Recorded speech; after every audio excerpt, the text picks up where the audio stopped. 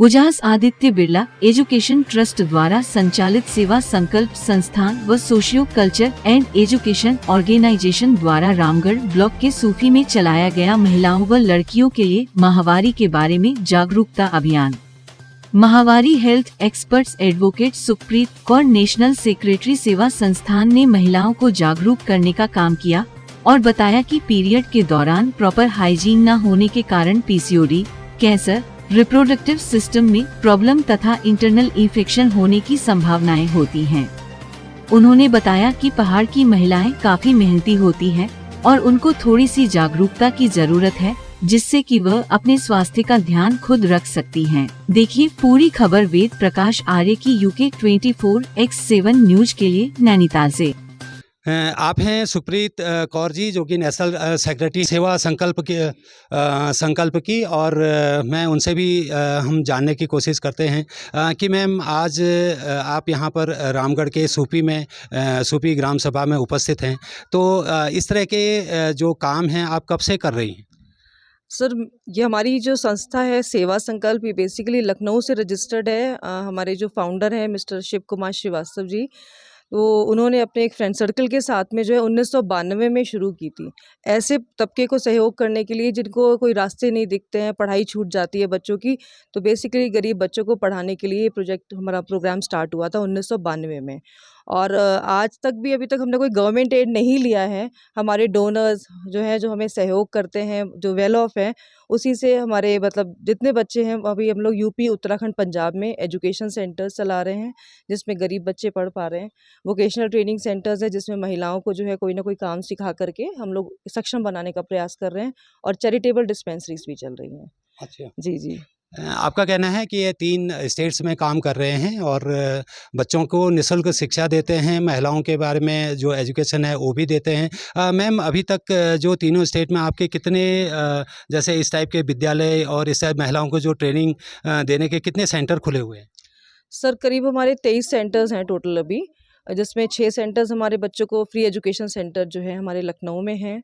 उसके अलावा हमारा हल्द्वानी में भी है, और अभी लास्ट सेशन में हमने यहीं पे ग्राम सूपी में ही जो है एक देवभूमि पब्लिक स्कूल है जिसको हमने अंगीकृत किया है यहाँ के बच्चों को एजुकेट करने के लिए और बेहतर शिक्षा देने के लिए।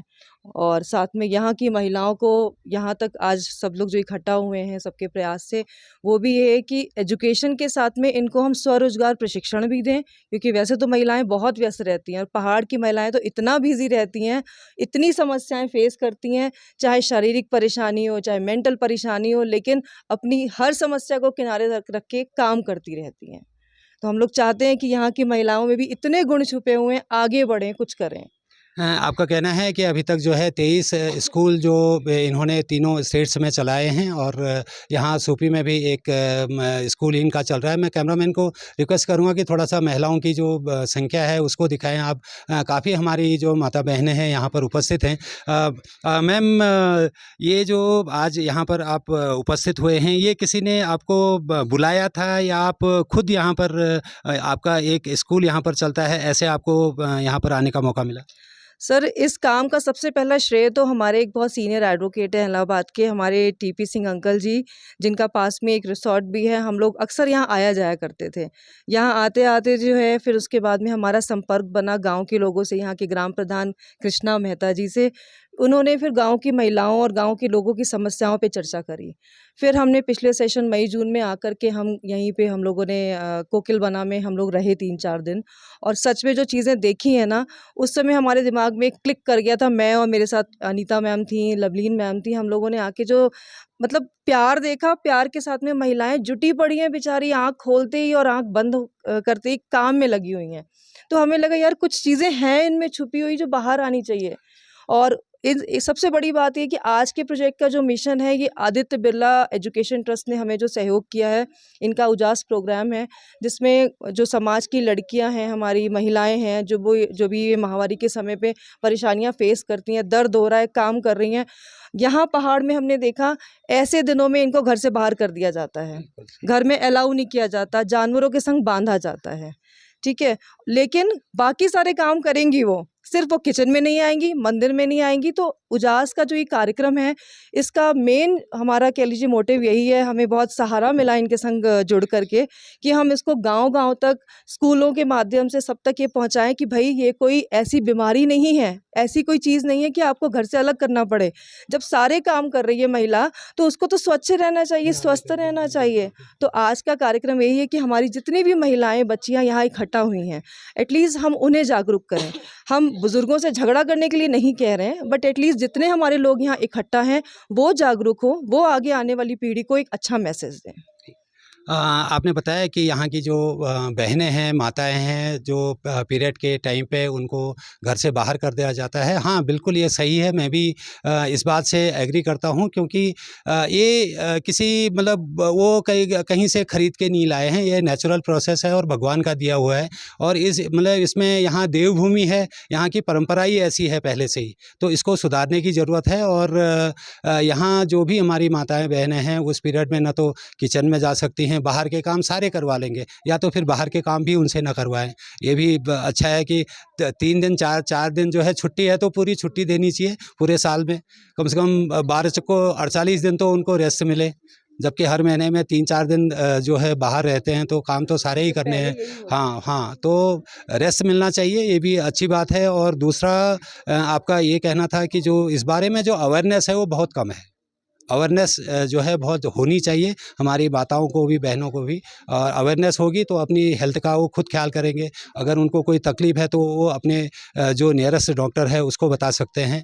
और मैम, मेरा एक लास्ट क्वेश्चन आपसे है कि ये जो इस टाइप की जो प्रेरणा है कि यहाँ पहाड़ों में हमारी माताएं बहनें, एक तो एजुकेशन कम है, स्कूल बहुत दूर हैं, शहरों में तो पता ही नहीं लगता, शहरों में तो मालूम ही नहीं पड़ता है। और सिर्फ तभी पता लगता है जब कहीं कोई फंक्शन होता है या फिर कहीं मंदिर उंदिर में पूजा वूजा नहीं करते हैं, तब समझ में आता है कि ऐसा है। तो आपको ये मतलब जागरूकता कैसे हुई और कैसे आपको प्रेरणा मिली कि हाँ, इनके लिए भी काम करना है? सर, मैंने आपको बताया कि अभी लास्ट मई-जून में हम यहाँ रुके थे। आ तो बहुत सालों से रहे हैं, 15-16 साल हो गए यहाँ काम करते हुए, लेकिन जब हम परिवार के बीच में रहे, यहीं कोकिलबना में बहुत अच्छा परिवार है पंत जी का, उनके साथ हम रहे और उन्हीं की बहू, उन इतनी प्यारी सी, उन्हीं के संग ये समस्या हुई और वो कमरे में एंटर भी नहीं हो पा रही थी। मीन्स कि छूने को भी वो नहीं देती थी, छूना नहीं, ऐसा हो रहा था। तो हमें उनको देख कर के लगा कि नहीं, यहाँ पे हमें अब करना चाहिए। अभी तक हम नीचे गाँव, मतलब नीचे शहरों में कर रहे थे, हल्द्वानी में कर रहे थे, हमने यहाँ का बीड़ा उठाया अब।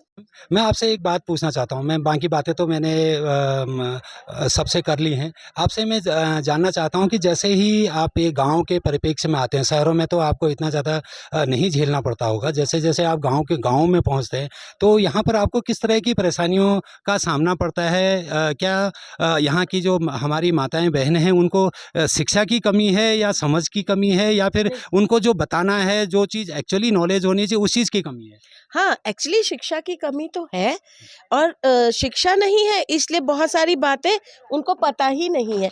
जो प्रोजेक्ट है उसके हिसाब से मैं उस प्रोजेक्ट की कोऑर्डिनेटर हूँ और उसमें भी इनको ये नहीं मालूम है कि हम जो रीत पे काम कर रहे हैं या घर से बाहर रह रहे हैं या नई चीज़ें छू रहे हैं, वो क्यों हुआ?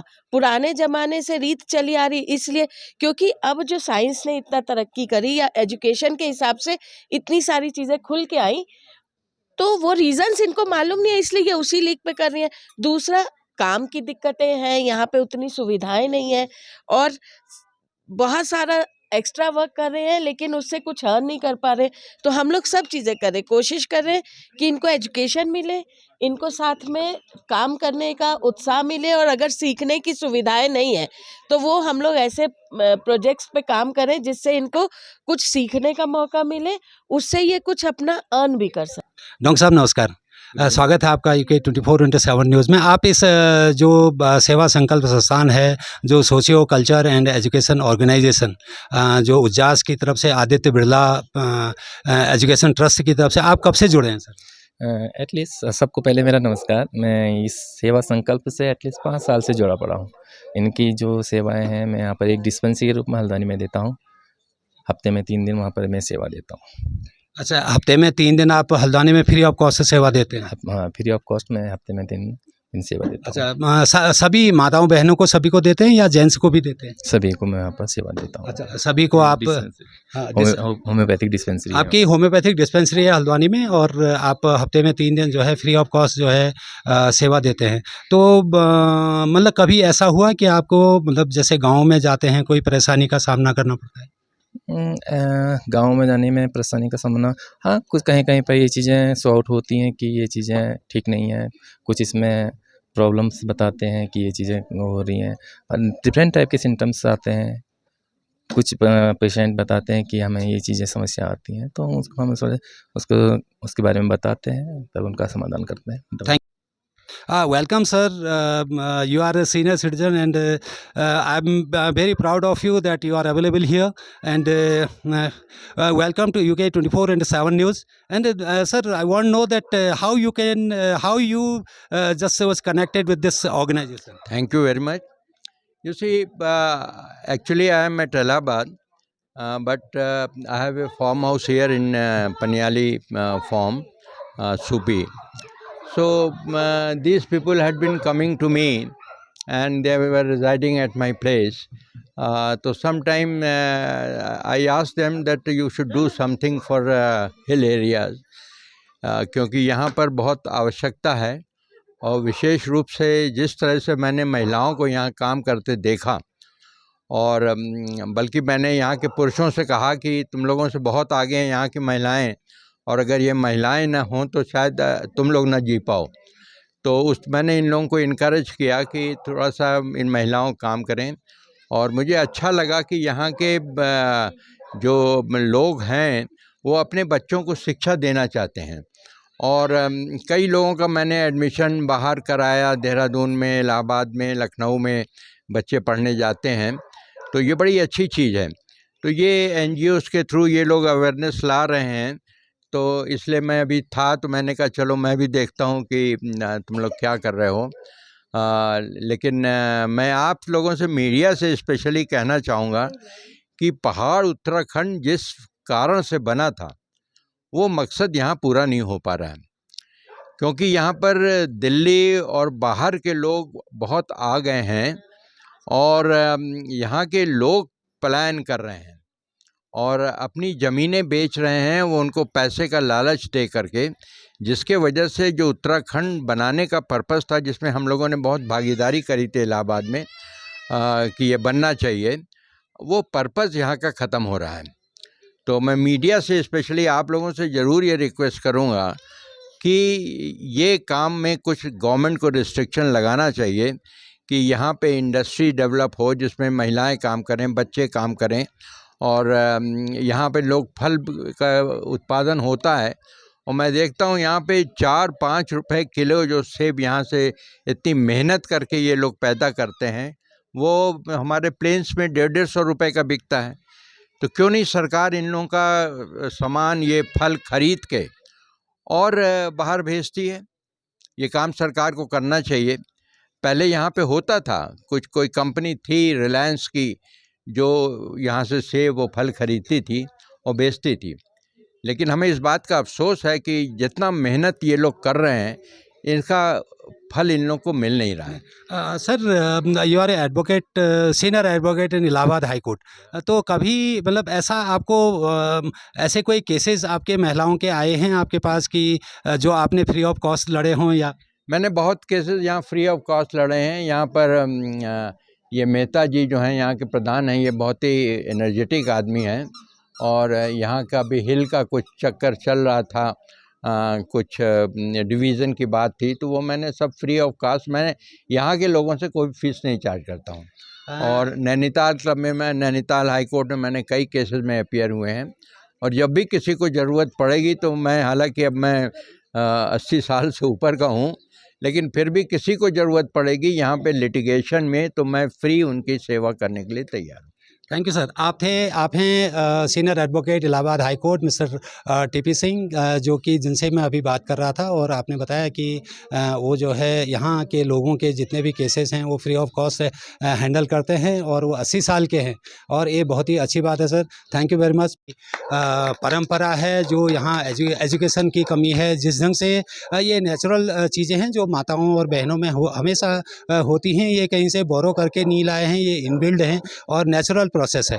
और इस चीज़ को थोड़ा सा एजुकेशन के हिसाब से ही उनको बच्चों को जब एजुकेशन देंगे, माँ बाप भी शिक्षा देते हैं बच्चों को, जैसे माँ अपनी लड़कियों को शिक्षा देती है, बाप अपने बच्चों को बड़े बेटे को शिक्षा देता है। इस ढंग से जो है एक दूसरे को सहयोग देना चाहिए, और इस चीज़ को हर किसी इंसान को समझना चाहिए, ताकि ये मतलब बराबरी का जो हक है वो महिलाओं को भी मिले। और जो ये आइसोलेशन है पहाड़ में, मैं भी इसके अगेंस्ट में हूँ कि 4 दिन आप जो है वो बिल्कुल ही ऐसा होता है कि एक छुआछूत समझ करके इसको अलग किया जाता है। हाँ, हर जगह ये है, पहाड़ों में ऐसा है, और देवभूमि है, क्या पता पुराने लोगों ने किस ढंग से इसको किया।